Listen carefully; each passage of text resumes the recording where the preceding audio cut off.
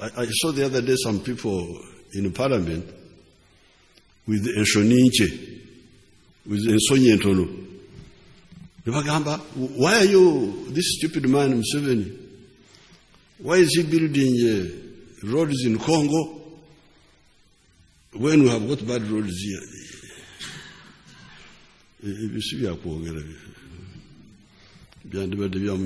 Yes, we have our poor roads here, but we also have good roads.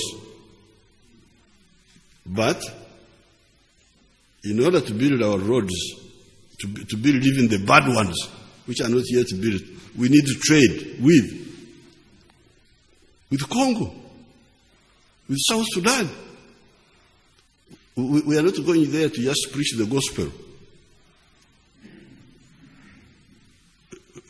Chivobaraya went to Congo to preach the gospel. The roads were taken to Congo to make business, which will enable us to get more resources to deal with the roads that we have not yet been able to do. How can anybody really talk about this? Because it can even annoy our neighbors and say, okay, if you don't want, you don't come and build. It's not good. People should do. But no,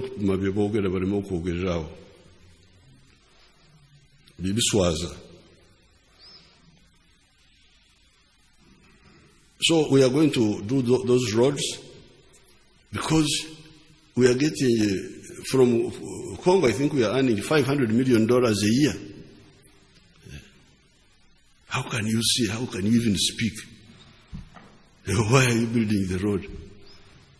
If my neighbor has allowed me, I am getting a lot of advantages from him, but he still has some internal issues.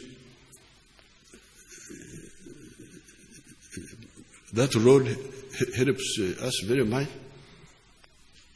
We need it. We need it badly. The people of Eastern Congo need it, but we also need it.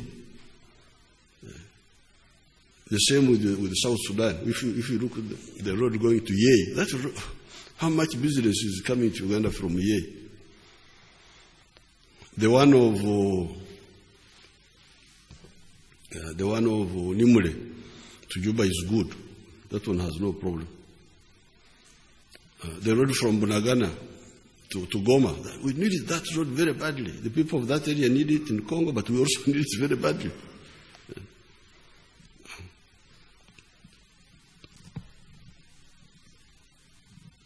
So we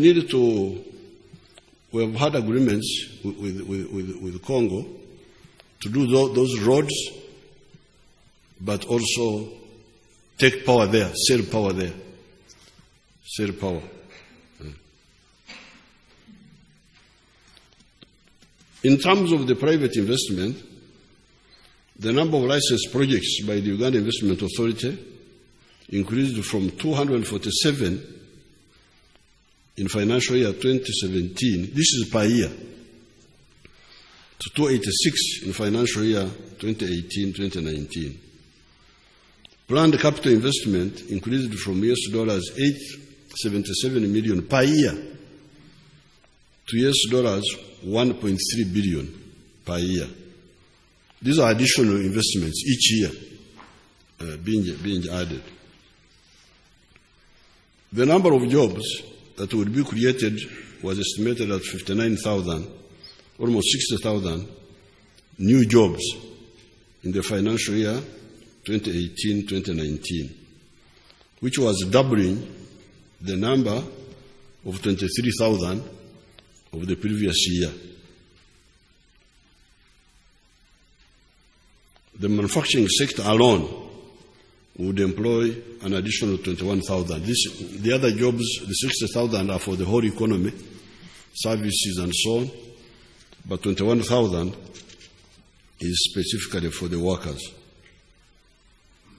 With the development of the industrial parks and free economic zones, the number of new investments will increase exponentially, creating huge employment opportunities. The three growth and investment corridors which will guide public investment in the country include The Eastern Growth Corridor, which will follow the current single meter gauge railway that runs from Bukedi, Bugisu, Teso, Lango, Acholi sub-regions. That is one growth corridor from Tororo all the way to Gulu. We are designating that the Eastern Growth Corridor. A lot of factories will be built along that line. Then the second one will be the Arbatine, or Muitanzige. I don't know why they call it Arbatine. It's Muitanzige. Muitanzige is the name of the Kalbat. That's what we call it. The Muitanzige Growth Corridor, which is composed of the Chigezi, Toro, Bunyoro sub-regions, from Rukunjiri through Kasese to Fort Potro to Hoima to Masindi. And then what they call the Northern Growth Corridor, which encompasses areas of Kampala, including Wakiso and Mukono, Gureta Buganda, and Ankole. The old road from Tororo to Kampala and to Rwanda and Congo. So these are the three growth corridors which we are promoting. Public investments to be undertaken in this regard include electricity power substations, because now we have the electricity, it is now the substations to channel it, extending industrial power lines, extending water for industrial use, building road and ICT infrastructure, etc. The immediate focus will be the Kampala Industrial and Business Park at Namanve, Mbare Industrial Park, Kapeka Industrial Park, Boyogerere Industrial Park, Kasese, Soroti, Ruzira, Jinja, and Mbarara. We shall expand to the other areas as we collect more revenue.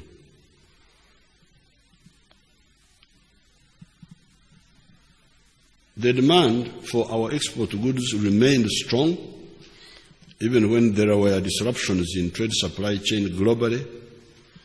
This is because we have a very diversified export base. We recorded US dollars 3,800 million.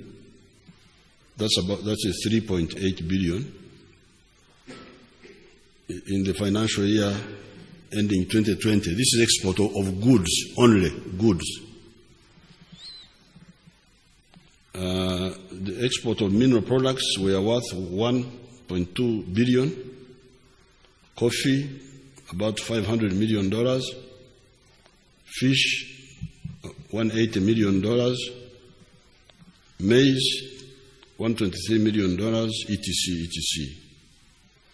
The Middle East, East African Community and COMESA accounted for almost 80% of our export demand. Workers' remittances for Ugandans working mainly in Europe, USA, and the Middle East, and the foreign direct investment remained resilient despite the global impact of the COVID-19. Production of manufactured goods increased between 2018 and 2019 calendar years as follows. There's some figures here which need to be sorted out. The figures of sugar should be about 500 million tons. Cement, they should clarify them. And steel production recorded 289,000 metric tons in 2018.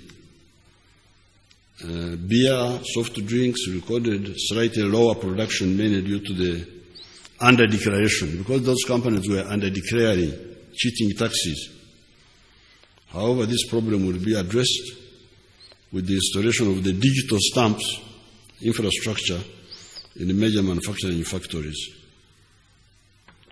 The NRM government has invested heavily in transport to improve the country's connectivity through a vast network of good roads and restoration of Uganda Airlines. We now have a total of 5,550 kilometers of tarmac roads.